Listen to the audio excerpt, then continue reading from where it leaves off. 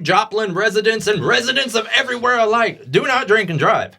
I myself have 3 DWIs. 1, 2, 3. I could easily be featured on this show. Non-apologetic news, not what you're used to. Non-apologetic news, telling you the truth. Non-apologetic news, saying what they're scared to. Non-apologetic news, do. Non-apologetic news. Hello everyone, I'd like to welcome you to a special edition of Non-Apologetic News. News for people who hate the news. I am Travesty, and sitting next to me as always is Body Bag. We are Non-Apologetic News. This week we have a special edition. This is going to be Joplin area news. That's right, 417 news from the greater Joplin, Missouri area. For those who don't know, both of us were born and raised in the Joplin area. That's where we're at right now. So we've always peppered in stories from Joplin, but right now we'd like to highlight a few special people, wouldn't you say? Oh, yeah. Special locals, if you will. We're going to go to Carthage, Missouri. A Carthage resident draws prison term in arson and burglary cases. Oh. Swell fella. A 22-year-old man was... A 22-year-old man was sentenced to 6 years in prison on convictions for burglaries and arson committed over the last 3 years in Carthage. I think you're going to like this guy. Okay. That sounds great. So the judge has given him concurrent terms of 6 years each on 3 counts of second-degree burglary. So that's 18 years by my count. Now, he was arrested a year ago after 2 house fires in Carthage, including one in October in an apartment at 5th and Garrison. Now, his sister lived at this house with her children, okay? So witnesses say that they saw him go into the apartment, they heard an argument, and when he left, he started banging on the door. Shortly after, the place was up in flames. So you could imagine what happened. Maybe the sister had a man over there or something. He gets kicked out. He starts banging on the door. You better let me in or I'm going to burn this mother down. And that's what he did with his sister and his niece inside. Now, luckily, they did not get injured. He didn't get caught then, okay?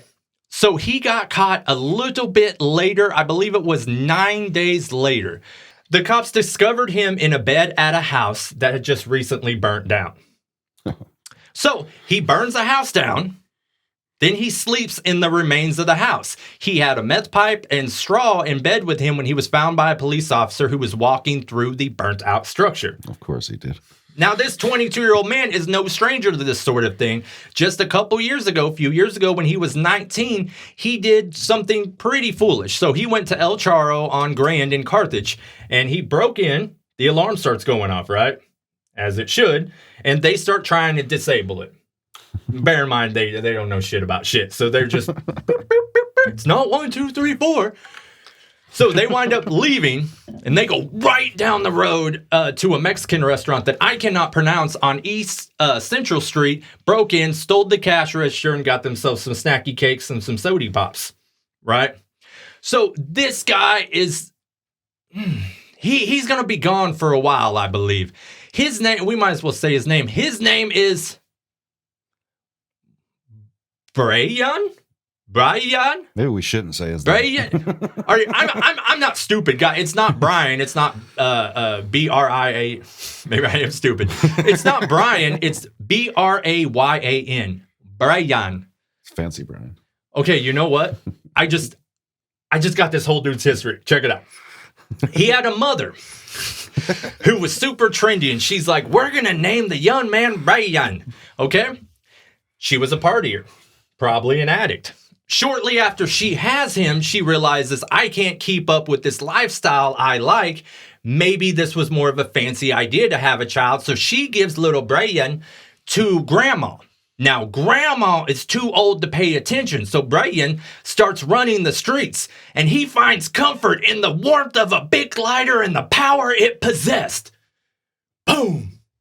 Okay, Now, out of 10, 10 means spot on. That's his history. And 1 is I'm super far off. How do you think I did on that? I give it an 8. Yeah. I thought that's pretty good. Now, I bet he has a story, though. So, I mean, there's a good chance he's going to hear this story. So, I'd like to extend an invitation to interview you. If you want to tell your story, even if you're in jail, well, we're going to do a phone interview. I'm not showing you where my studio is with your pyromaniac ass. But even if you're in jail, I'll pay for the collect call. Have whoever just message me on the YouTube or my email. Everything's right there if you want to get a hold of me. We'll have you call in. We'll let you tell your side of why you tried to burn your sister and children. Yeah, maybe you had a good reason. Either way, and I'd like to extend that for anyone. If you're in the Joplin area and you have a crazy story to tell, maybe something crazy your neighbor does, or maybe you've overcame a certain obstacle, which is kind of the theme for our area, hit us up. We'll interview you. We'll have you on. We would love that. But I think it's time we move on from Brian. What do you got for us, buddy? A woman was identified and arrested by Joplin police and charged with felony stealing, 3 counts. The community action group Joplin Area Stolen Items shared security footage of a suspect taking a purse wristlet at a local retail store on December 11th after a shopper had accidentally set it down and walked away. Tipsters identified her to local authorities, and she was arrested Tuesday. Snitches. Yeah. Yeah. Captain William Davis of the Joplin Police Department tells us the suspect, now identified as Sherry Heron from rural Neosho. Oh, man, they even got her rap sheet up here. Oh, yeah. CaseNet's one hell of a thing in this area. The store owner tells us the suspect was so brazen as the entire staff was searching for the misplaced purse and wristlet, and yet the suspect was still in the store, probably helping look for it too. The victim's SUV key fob was in her purse, as well as cash, cards, and other irreplaceable personal items. Wow. Yeah. Well, she seems like just a hell of a gal. Dude, I lost the key fob to my truck. Right? I had the blower in the truck for like the better part of a decade. Yeah. And I have remote start in there, right? But you can't use it when you have the blower. So I put the key fob up somewhere to where I wouldn't lose it. Fast forward 6, 7, 8 years later, now that I need it, I can't find it. So I have remote start and I can't use it. I don't even have like the lock unlock. You know what I mean? I'm still just... That's what I did too. I got the key fob, but I don't know. I changed the battery in it and everything. It still don't fucking work. You have remote start in your vehicle? No. But like just the unlock and... Dude, I got to use it for all of 2 weeks before I got my last DWI, but it was winter, so I could just like tease. I could just hang out the door and, you know what I mean, pop that son of a gun on and have her warmed up by the time I came out. But that is a lesson to Joplin residents and residents of everywhere alike. Do not drink and drive. I myself have 3 DWIs. 1, 2, 3. I could easily be featured on this show. Do you got anything else to say about this lovely lady? We are going to throw her picture up because she is crying when she gets arrested, and I always find that laughable because it's downright bullshit. Yeah, right? All right, for anyone who is familiar with the show, they should know we have this segment that we love to do when we highlight the dumbest of the dumbest. So I'd like to introduce anybody new listener to our Stupid Fuck of the Week.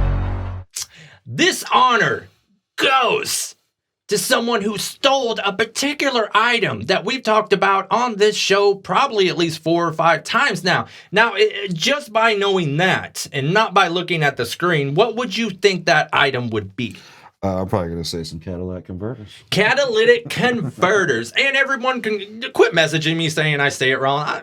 So we have, this just happened last week, maybe the week before, I'm not sure, $60,000 worth of catalytic converters found in Joplin home. Authorities found nearly 100 catalytic converters at a Joplin resident, but this isn't the first time. Earlier this week on Tuesday, detectives with JPD arrived at 419 North Walnut Avenue in reference to an ongoing catalytic converter thefts. At the location, they recovered 98 of them with an estimated value of $60,000. Now, I don't know if they're saying that's the resale value or that's what they would have been brand new, because, I mean, that's a completely different thing depending on which one you're talking about. Right. Now, we've covered these in the past. They have the precious metals in them. They're able to sell them, and it's always associated with meth. Now, this fine young lady, and we're going to go ahead and put her picture up just because, well, you'll see. Her name is Pamela Sims, and this isn't the first time. And why she is actually a stupid fuck of the week is because in 2020, JPD served a search warrant at the exact same house and recovered 25 catalytic converters. The same woman, 58-year-old Pamela Sims of Joplin, is believed to unlawfully purchase the converters. So what she is doing is she's letting the word out. You guys go steal them. I'll buy them from you, and I'll resell them. Or, I mean, she looks like the kind of gal, she might even be given some sexual favors for him. Ooh. This woman, I think she gives Joplin a bad name, right? She gives anywhere a bad name, this particular scumbag.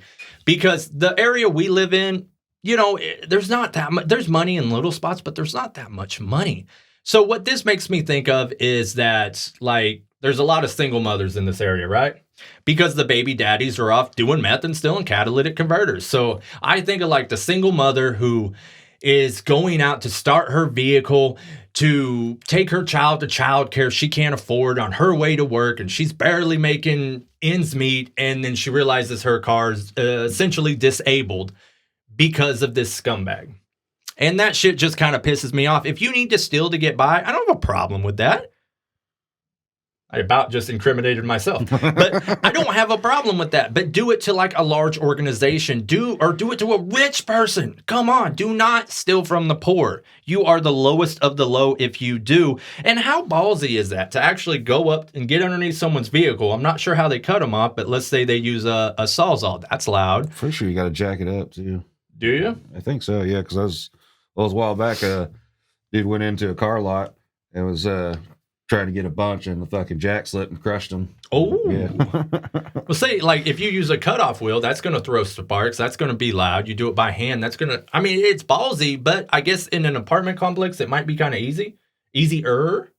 You know, like out where I live, I have like an 1/8 mile long driveway. It's one way in, one way out. If someone's out here messing with my pickup, one of us is not making it back to the end of the laneway. Think you got something else for us, don't you, buddy? I do. A standoff ends in Joplin with a man who had active warrant for murder. Police identified the suspect in a more than 10-hour standoff and say he had active warrants for murder out of Vermillion County, Illinois. He traveled far. It must be a hitman. Authorities also had warrants for him for felon in possession of a firearm, possession of a controlled substance, and carrying a handgun without a license. Out of Hendricks County. Shortly before 1 a.m. this morning on December 9th, a Joplin officer saw a man who had active felony warrants for his arrest. The suspect was in a vehicle near the area of 7th and Sargent Avenue. According to the police department, the officer tried to stop the vehicle, but of course it took off.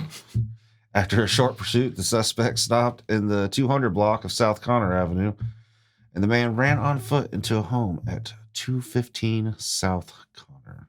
They then activated the Joplin SWAT team. Joplin is a SWAT team? Yeah. I got to see them on my 21st birthday. Oh. Said this is an active scene, and we request that the general public stay clear of the area, stated Joplin Police Department in the release. And they, 10 hours, they finally arrested him around 11 o'clock. They got their guy. Well, so, all's well that ends well, I guess. But that motherfucker is... That is out cold. That is out cold. Out cold. And I don't quite understand the whole running from police in your vehicle unless, I mean, you got to have a quick plan. You know, you got to say, I'm faster than them. I'm going to go 3 blocks down, cut an alley, get out. You know what I mean? This whole, I'm actually going to get away from them is just stupid. Yeah, I think the only shot you have of outrunning is like if you're on a dirt bike or something where you could just go where they can't. Yeah, and even so, people could be like, well, maybe Joplin doesn't exactly have a helicopter, but you got to remember how fast helicopters are, and they can get down here from Springfield in like 12 minutes. Yeah. Joplin does have a helicopter. Oh, do they? I think so. Well, it's probably. I mean, look at all these scumbags. But yeah, so for anyone who's watching this and hasn't watched our show before, this is the kind of thing we do. We love reporting on the news, and it basically just gives us an excuse to talk shit on idiots. I think that's the best way to see it. But like I say, if you're from the Joplin area and you have a story you would like highlighted, get at us. Contact this YouTube channel right here, and we'll gladly have you on. We'll tell your story as long as it's an interesting story, you know. Wouldn't you agree with that? Yeah. With that being said, I think that wraps up this episode of Non-Apologetic. Apologetic News. Please subscribe to the channel. If you don't know, we're also doing a PS5 giveaway. All the information is on the channel. We will be right back next Wednesday with a new episode. Good night, everybody, and please do not watch the news. Non-apologetic news.